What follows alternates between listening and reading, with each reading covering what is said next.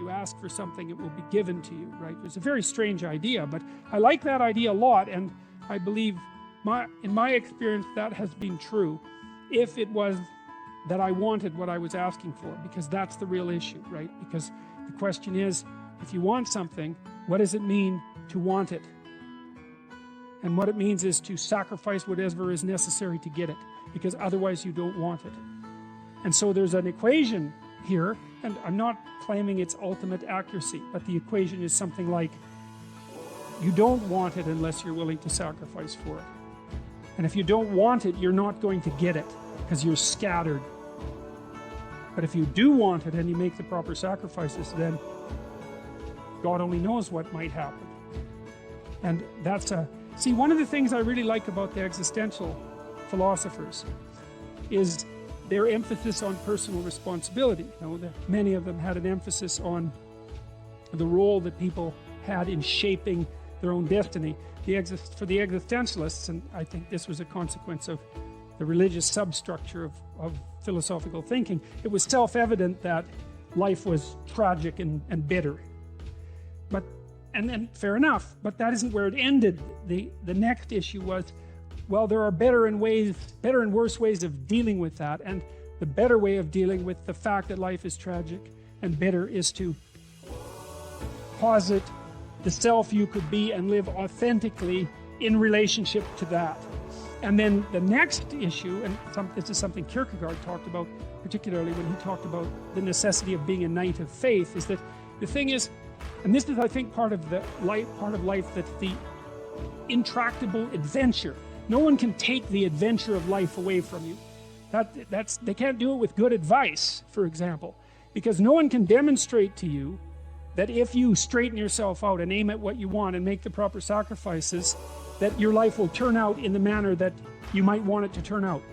It isn't in anyone else's purview to make that judgment. The only person that can possibly figure that out is you.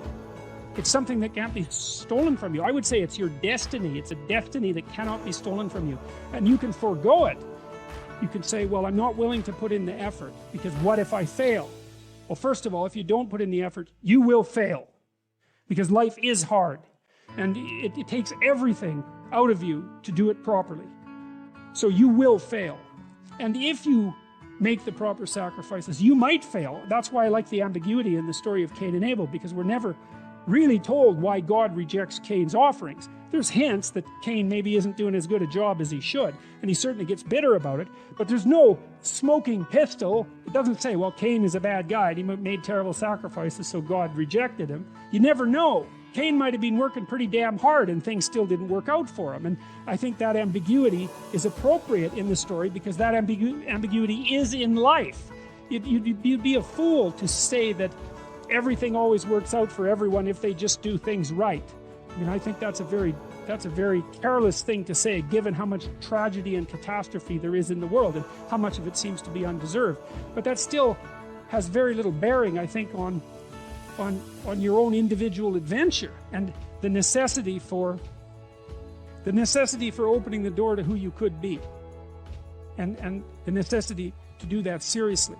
And I do believe, and I think that's why this most impossible of verses, knock and the door will open, why that's believable is that I have never met anyone who couldn't hypothesize a better them in some manner. All they had to do was ask. It's like, well, how could you be better? It's like, well, here's 3 ways. It's like, it's no problem, right? You can think about that in no time flat. Maybe it's small ways, but you can almost always at least think of something stupid that you're doing that you could quit.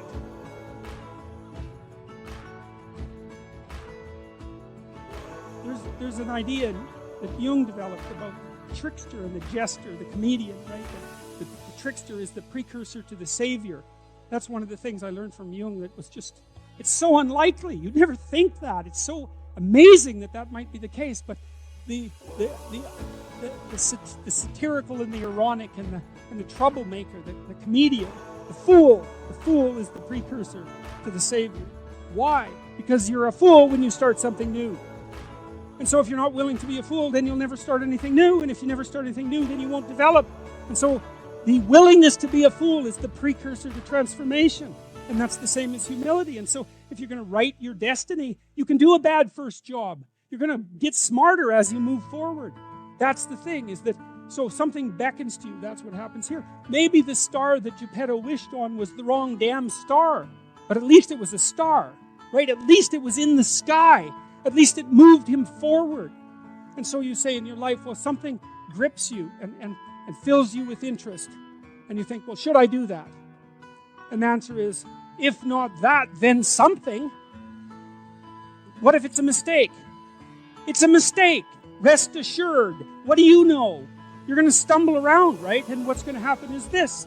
You're going to move, you're going to not stay in stasis. You're not going to wander around in circles. And I see people like that. They said, well, I never knew what to do, and now I'm 40. It's like, that's not so good. That's not so good.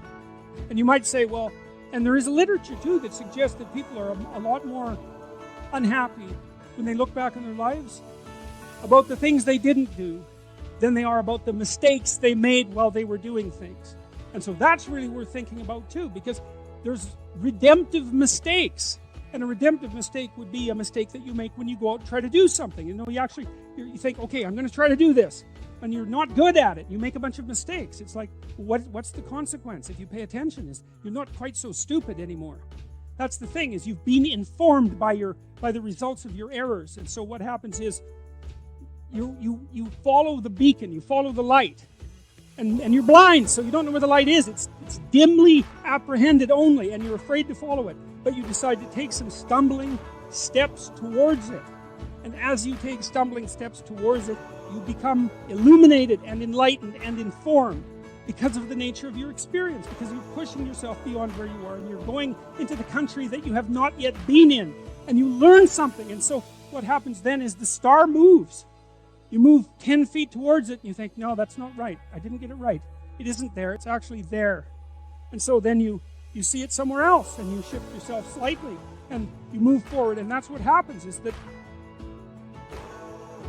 you continue as you change. The thing that guides you forward moves, right? It's like God in the desert in Egypt. The pillar of light that you're following, it's moving. It's not a permanent thing. You move towards it, it moves away. It guides you forward. And so you say, well, is what I'm aiming at paradise itself? And the answer to that is no, because what do you know? You couldn't see paradise if it was right in front of you, but you might get a glimmer of it. And so you move towards it, and you grow. And then the next time you open your eyes, you see a little bit more clearly. And that's what happens, is that just happens over and over, right? It keeps moving. And so you move like this. But the thing that's so cool is that all those zigs and zags, you say, and each of those zags and zigs is a catastrophe. I hit a wall, my God, and then I had to die a little bit, and I barely got back up. It's a phoenix transformation at each turn, and it's painful. But the thing is that even though you've traveled 20 miles, let's say, on that road, and you've only moved 3 miles forward, you've moved 3 miles forward instead of falling backwards, because that's the thing too, is that if you stand still, you fall backwards. You cannot stand still, because the world moves away from you if you stand still.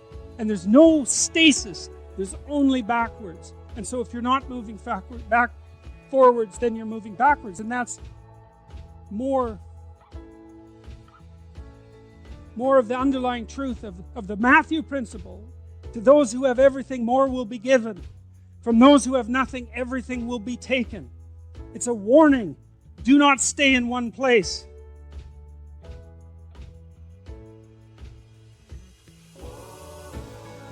Well, as you zig and zag, maybe the cataclysm of each transformation starts to lessen. There's not so much of you that has to die with every mistake. And maybe you end up oriented at least reasonably properly. And if you were sensible, that would have been your trip. But it wasn't, right? It's that. And perhaps it's a lot worse than that. Perhaps there's no shortage of backtracking. But it doesn't matter, because as you stumble forward, you illuminate and inform yourself. And perhaps that's partly because the world is made of information. And if you encounter it and tangle with it, then it informs you, and then you become informed, and then you're in formation, and then you're ready.